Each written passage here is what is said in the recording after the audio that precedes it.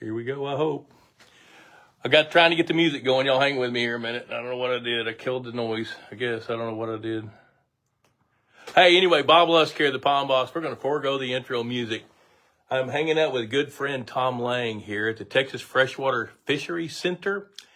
I don't know if we're going to be able to handle any questions tonight, but we will try if we can. We had a little trouble trying to get online here. The internet's a little spotty, but it happens, so we're going to do it on the phone. So, you guys, look at there. There's Debbie Dobbs Lusk. I know her. Oh, she's a favorite. She's a fan favorite. She's a favorite fan of mine, and I'm a favorite fan of her. So, hey, anyway, hanging out here at the Texas Freshwater Fisheries Center, we got some really cool things going on. We want to talk first about the Share a Lunker program. For those of you that don't know about it, get ready because it's going to be a lot of fun. You're going to enjoy this. And then Tom's got an announcement he tells me that he wants to share. So don't go away. Let's talk a little bit about the Share a Lunker program. Tom Lang, fisheries biologist, is the director of the Texas Freshwater Fisheries Center right here where we're sitting in Athens, Texas. And we're in his office, and he's got some pretty cool memorabilia around here. I mean, like here's an ancient fishing game magazine and stuff. Of course, it's on the phone, so it's backwards, and I didn't have time to figure out how to switch it around. So anyway, Tom, welcome to the Pond Boss Live. Well, you know who's on that ancient fishing game magazine? That's John Alexander Oh, Jr. my gosh. Yeah, he had a state record way back. That's in February of when? 1986? February of 86. Oh, yeah. John Echo Lake, yeah. John Alexander Jr. right there. He caught the state record and then broke his own state record a month later. That's right. And so he has held 2 Texas state largemouth bass records. He caught back-to-back. And the skin mounts of those fish, I'll tell you how old they are. The skin mounts are on display here at the Texas Freshwater Fisheries Center. And that's a pretty neat deal. It's a good history when you look back in 1981 when it was either catch and release in the grease or catch and throw it up on the wall. Now we've got some wonderful replica mounts that have been going on for the last, about 35 years. And so those replica mounts, to kind of give some perspective, for a fish to make the cut, it's got to weigh 13 pounds or more. And for those of you pond meisters out there that know a little bit about bass, that's not an easy feat. I tell you what I tell people. I tell people the odds of a bass making it to double digits is probably the same odds of one of us getting struck by lightning. Mm-hmm. Like a 1 in 17 million chance. That's that's the way I see that. Because that fish, first of all, it's got to be a girl. That eliminates half of them right off the bat as soon as they're hatched. It's got to have the right genetic propensity. It's got to have the right opportunity. It's got to be aggressive in nature to eat properly and have all the meals it needs. Then it's got to have longevity, not get eaten by somebody bigger than it is. Right. And that's pretty big odds.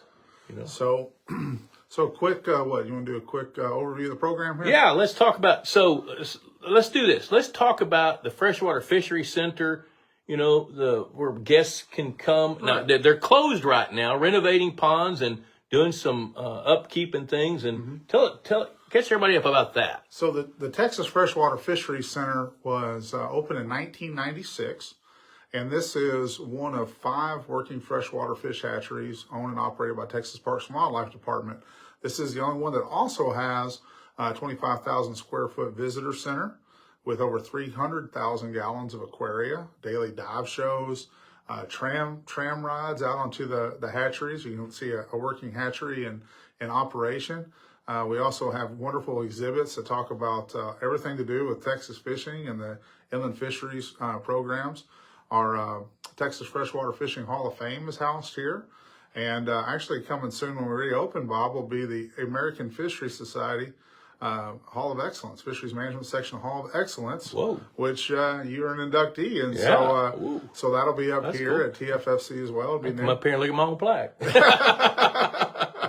That's pretty funny. Antique lure exhibit. We also have a wetland trail and 4 recreational fishing ponds.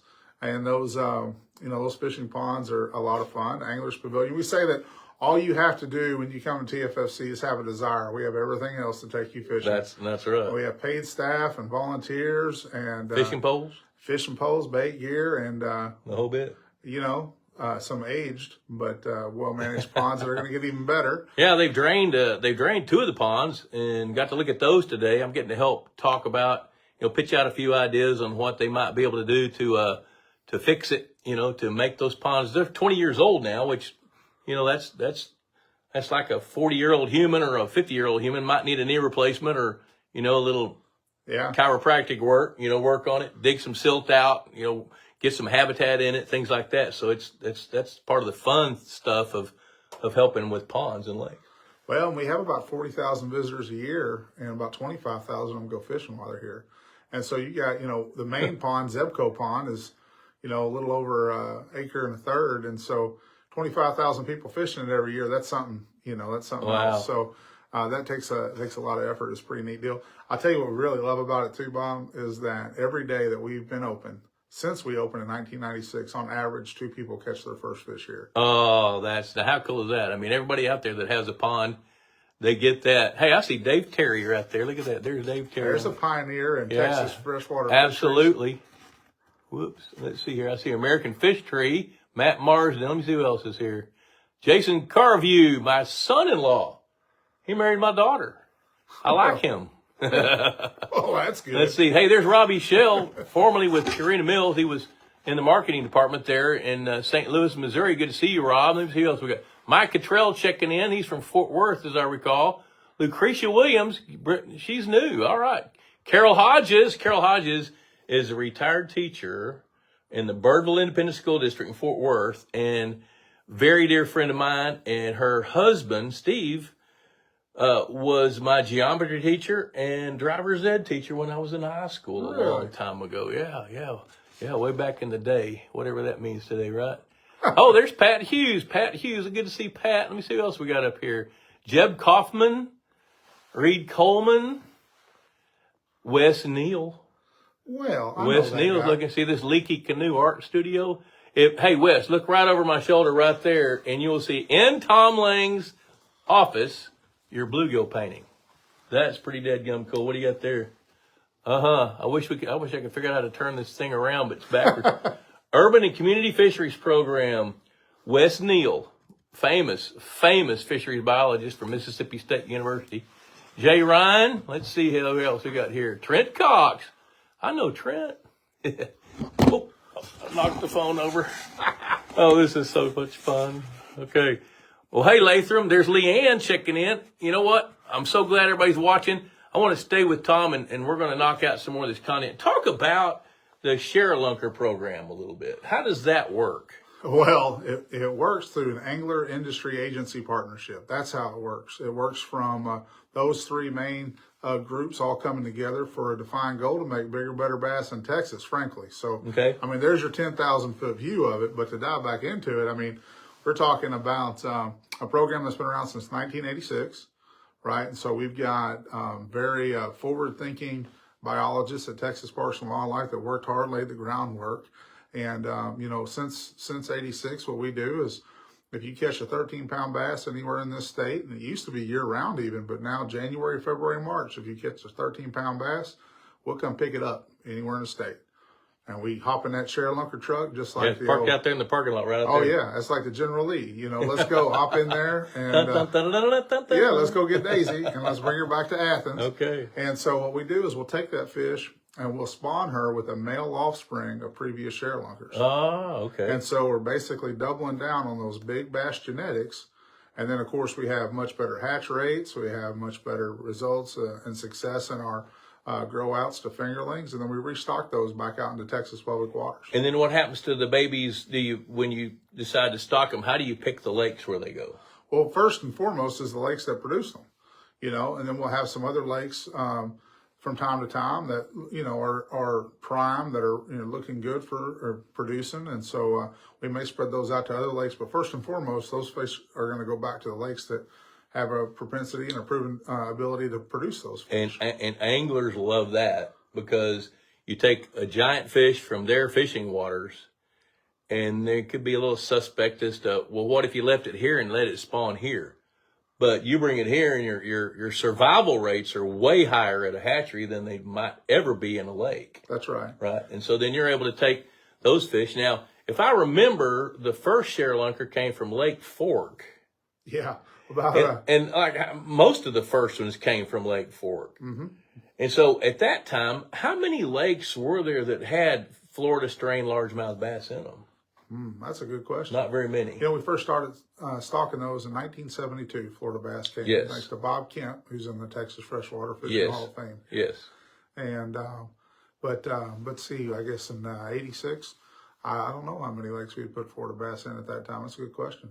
And you know, I think I read somewhere there's been ShareLunkers brought from 74 different lakes. Well, actually, it's now 76 because we had J.B. Thomas produce one. Oh, yeah. First one of the season. So 76 different public waters in Texas have produced ShareLunkers. Hey, Pat Hughes, would you ever think that Snyder, Texas might have a lake that produced a 13-plus pound bass? I didn't either. But you know what? It does. I got to fish that lake a couple of years ago. Oh, yeah? It was a drizzly, miserable, overcast, windy day, and we didn't do very well. But I had a gut feeling the way that lake had been managed that it was on its way to do something really good.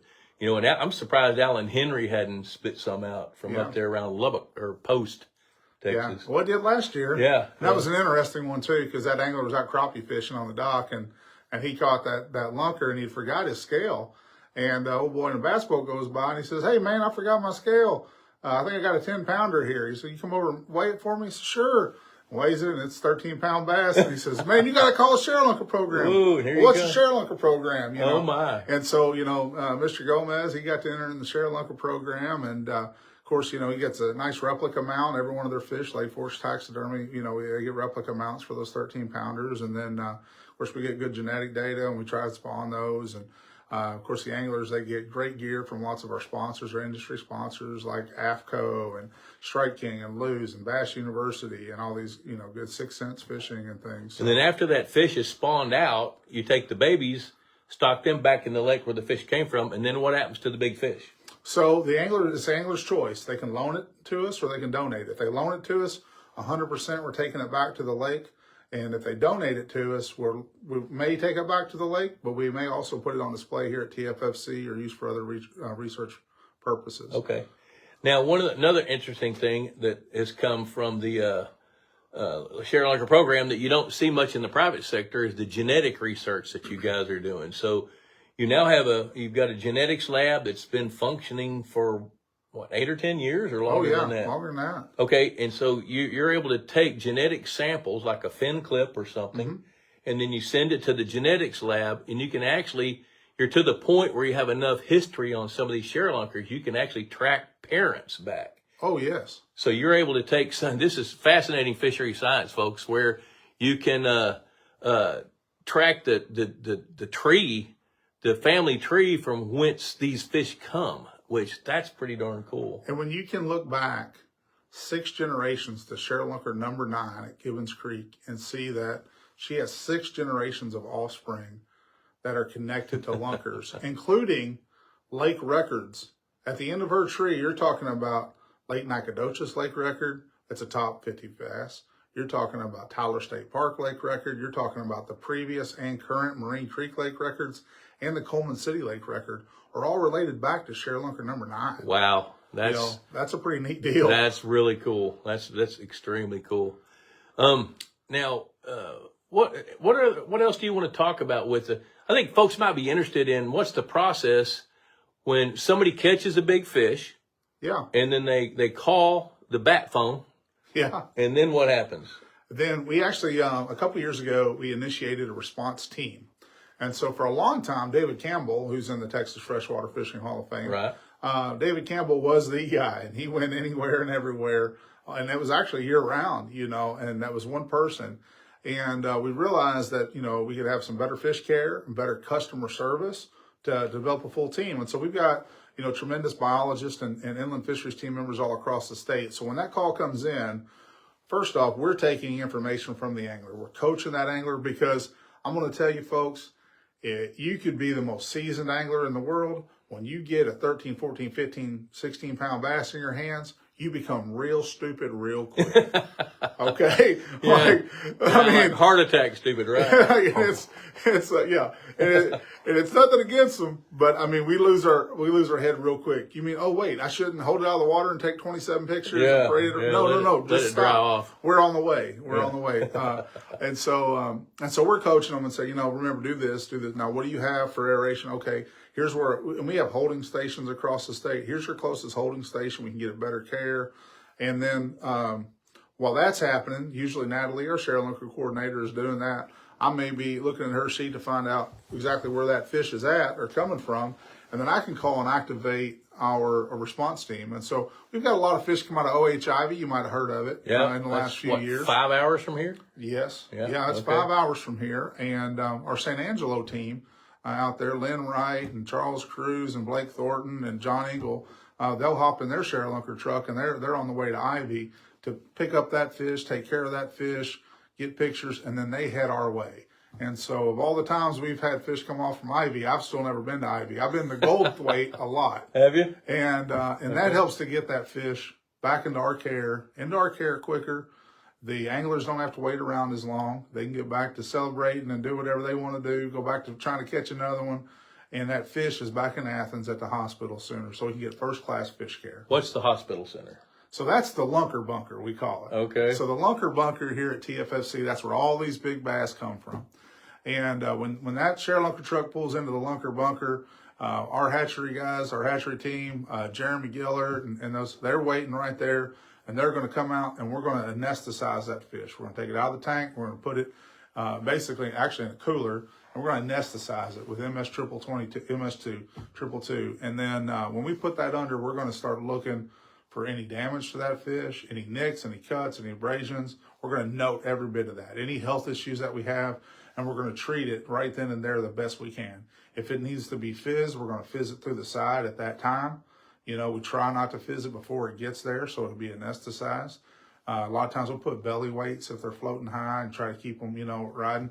And that whole ride back, we're checking that fish every hour. Water temperature, oxygen, looking at its behavior. Is there anything going on with that fish? Every hour we're stopping and checking on that fish on the way back to treat her like the prize cow she is. Yes. And so she gets here, and then after we've done all that, any additional measurements, anything else we need to do, we put a pit tag in her, and we take a genetic sample. So we can wand them and see real quick if this is one that's already in the program or not. Okay. And we'll still take a genetic sample anyway, because sometimes they can expel those pit tags.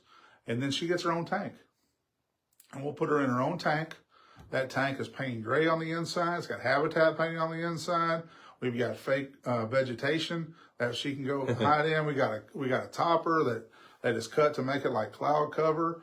And we bring her back too, and then she gets trout and she gets bluegill and whatever she wants, and we're keeping track. First time she eats, any health issues, any behavior issues. Now those tanks have a window on the side. They do, yeah. So you're able to go in there, but you don't do that in the light of day. You go when it's kept dark in there most of the time. Most of the time we try to keep those lights off. We've got signs. Sometimes we even lock the doors, put chains on the doors so people don't walk through and disturb them. I mean, we really treat them like the prize cows they are. Yeah. And I'll tell you one thing that I think everybody out there will find really cool, because I found this really cool. So when you go and you go to enumerate eggs, right, and you're trying to figure out how many eggs you have and what your hatch rates are and all this, it came to the realization that, man, why are we getting lower returns? Why are we getting lower returns on these share lunker? What's going on?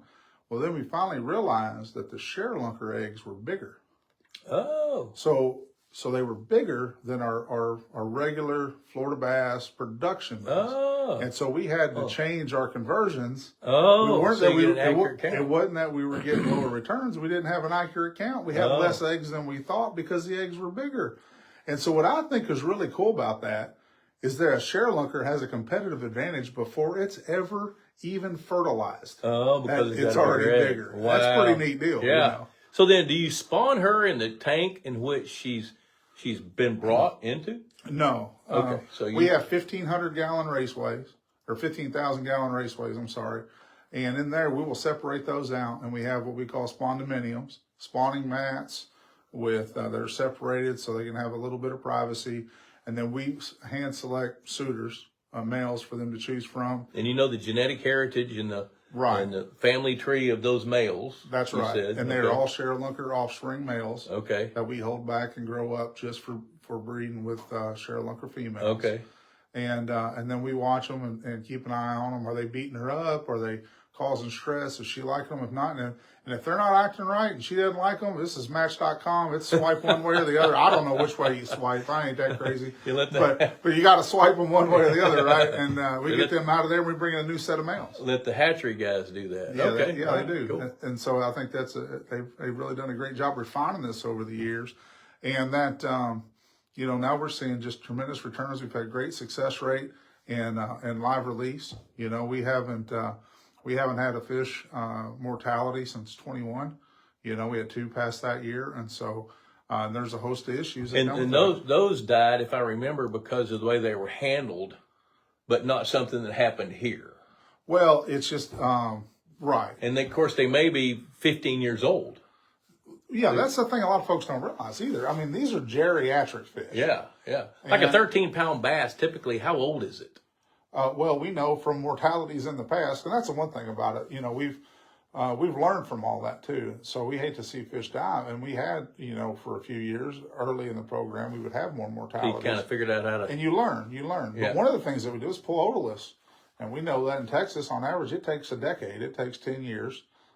We can get them sometimes younger, 8. But usually it's a decade to get to 13 pounds. Think about that. 10 years to get to 13 pounds.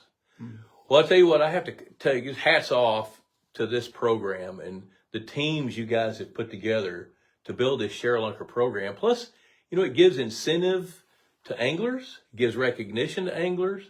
And I want to tell you, one of the most impressive things to me is you were telling me the other day on the phone that Lake Fork Taxidermy has produced how many replica fish? So for our program, they've done almost since the beginning, and we have 656 13-pounders in the program. But just in knowing, our partner and what they've done in their time at Lake Fork Taxidermy, I know that they've produced 20,000 replica mounts they've shared with me. That's amazing. So that's 20,000 bass that didn't hit the grease. That's right. Which means, a 10-year-old fish has greater value left in the lake than it does dipped in cornmeal. Yeah. And hot peanut oil. Well, Tom, that's great. Really interesting stuff. We're standing on the shoulders of giants, and we just keep trying to push it forward. I mean, our teams, we got just phenomenal teams. Our management teams, our hatchery teams, and our geneticists. We just keep, trying to continue to push this forward, and that's why, we've got 3 million anglers in the great state of Texas pumping $11 billion into the economy and direct expenditures annually. $11 billion in direct expenditures in fishing in Texas annually. Yes, that's a pretty cool deal. That's a lot of money, and I hear a lot of the buzzard huggers out there talking about the federal government pays for conservation of wildlife and fisheries. That's not the case. If when money that comes from the federal government comes from Dingle Johnson excise taxes, and people are paying taxes on sporting goods and hunting and fishing equipment, that billions of dollars that Tom's talking about, the taxes that are on that equipment, some of it is falling right back through to the different state agencies to help them conserve our natural resources. So my hat's off. And your license dollars. And license dollars, that helps fund a huge amount of stuff. Fact is, you don't get sport fish restoration if you don't have a law that says your license dollars go back to take care of the resource. And that's a law. Right. Yeah. And so really, some people want to talk about a fishing license being a tax on a privilege or something. It's not a tax. It's an act of conservation. Buying your fishing license is an act of conservation. You want to support ducks, right? You buy a duck stand, whether you hunt them or not, you decide not to. You want to support fish and buy your fishing license. There you go. Cool. Well, you were telling me, now, folks, I have to tell you, I know what he's fixing to say, and I'm just tickled to death to be able to hear him say it, but he has an announcement for us. So, well, I mentioned a couple of times here that the Texas Freshwater Fisheries Center is home to the Texas Freshwater Fishing Hall of Fame. And this is a wonderful place where we get to recognize all of those folks that have had an impact on the great fishing in Texas. And that includes, of course, fishery scientists, anglers, recreational anglers, tournament anglers, industry partners like Toyota, Skeeter Boats, things like that, Sabine River Authority, conservation organizations like the Guadalupe River Trout Unlimited, right, and Lake Fork Sportsmen's Association, writers like Ray Sasser and Shannon Tompkins, great anglers and industry folks like Ray Mursky and Lonnie Stanley and Tommy Martin, and biologists like Ed Bond that brought stripers and hybrid striped bass to Lake Texas, Texoma, yeah. you know, and Phil Droscher, you know, that really helped to pave the way for things like the Share-Lunker program Exactly. and the progressive bass regulations that help those genetics be realized in the great big bass. Yes. And so there's so many wonderful folks. Last year was Mr. Crappie being inducted. Wally Marshall. Wally Marshall, and he is an absolute treat. Great anglers like Gary Klein, you know, Shane Wilson, and Fishing Future that's taken millions of anglers, millions of families fishing through Fishing Future across the country and based out of Texas. So, you know, it's a heck of a deal to think about all these folks. And we have a wonderful selection committee. And Bob, I get to tell you that it is my sincere honor as the director of TFFC to say that you are the inductee for 2024. The pond boss, Bob Lusk, is coming to the Texas Freshwater Fishing Hall of Fame.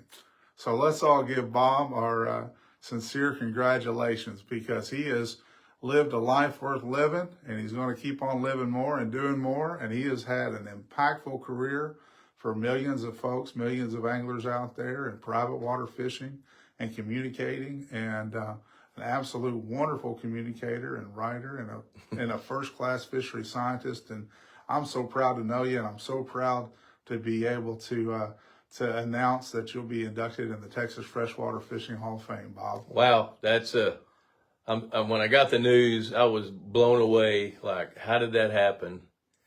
And, you know, to think, you know, just that's an honor that I don't even know how to absorb it, you know. And thank you. And thank you to the committee for that consideration and the vote. You know, I've been on that committee and I've seen how that process works, because, you know, people are nominated and the committee discusses it, and it's not easy. So it's, flattering's not fair. Really humbling to, well, we got disconnected for a minute and now we're back connected. He cried a lot during that break. He did. I'm gonna tell on you. No. Well, I tell you, it's an honor, and it's just humbling to know that people even think about that, much less pull the trigger on it. So I'm excited, and it's an honor. It's truly an honor to be considered and then elected to the Texas Freshwater Fishing Hall of Fame. When I first heard about that Hall of Fame, I thought, Texas Freshwater Fishing Hall of Fame, that's got to be loaded full of anglers, you know. But as I've learned, and Tom can explain it more, I mean, how did it happen that a private sector fisheries biologist working on ponds and lakes, how does that fit into this hall? Well, you know, the hall is to recognize all those that have made an impact on freshwater fishing in Texas. And Bob, I think that one of the things that really helps you to rise up has helped to show that you rise up to be thought of that caliber is your generous sharing of knowledge. And sure, you got a living to make, as we all do, you know. I get to enjoy my living working at TFFC and representing the Great Folks Inland Fisheries Division, and yet you share your knowledge freely and try to help everyone to be able to have their fishing dreams come true, right? And the other thing is, I think it's a wonderful recognition of the value of private waters and their impact on fishing. And the future of fishing. How many people catch their first fish in private waters? Oh my gosh, a lot. And you know, a lot of folks don't realize that, you know, we don't stock private waters at Texas Parks and Wildlife, and we don't, go out and electrofish and do those things. We give a lot of pond management advice, and we do try to help guide folks, but there's only so much that we can do with so many public waters to take care of, and just 200, FTEs to try and manage such a tremendous state. And so having folks like you out there to work with folks to make their dreams come true makes great fishing, and in a lot of places we wouldn't be able to touch in the depth that you can. And that translates into more people fishing, more people having a better life. And frankly, like I always say, people like fishing are typically pretty good people. Oh, yeah. And I think it makes it a better society as well. I love Mike Otto. Mike Otto's quote is one of my favorites about that. He says, I've never found a police officer that told me he's ever arrested a kid, had one in the back seat of the patrol car with a tackle box and a fishing pole in his hand. Well, Tom, that's kind of what we wanted to do tonight. We want to talk about the Share Lunker program and make this announcement. And I think we'll wrap it up here. I don't think I want to take any questions and go through that. Because I need to kind of absorb the things you're telling me, and from the bottom of my heart, it's deeply appreciated. Yeah. So I'm proud to call you my friend. I'm proud to call you a colleague, and I'm proud of what you're doing, and I'm proud of what the Texas Parks and Wildlife Department's doing with their wildlife and fisheries management. So deep bow to waist and kudos to you guys and all you people that own the 1.3 million private ponds and lakes in Texas and the 6.5 million private ponds and lakes around the United States. That Pond Boss preaches good stewardship, happy water, great habitat, build the food chain. You guys that watch this show and listen, the drill. So I'm going to go ahead and wrap it up for the evening and start heading home. And I appreciate you guys taking time for watching. And Tom, thank you again, brother. Man, congratulations to you, Bob. It's an honor. And we look forward to inducting you later this year. You're a first-class individual and a first-class fisheries scientist. And it's our real honor to be able to welcome you, my friend. I appreciate it. Yeah. And hey, thanks for tuning in. So until next Tuesday, when I'll be back home in front of my laptop where I can connect to the internet better. Adios.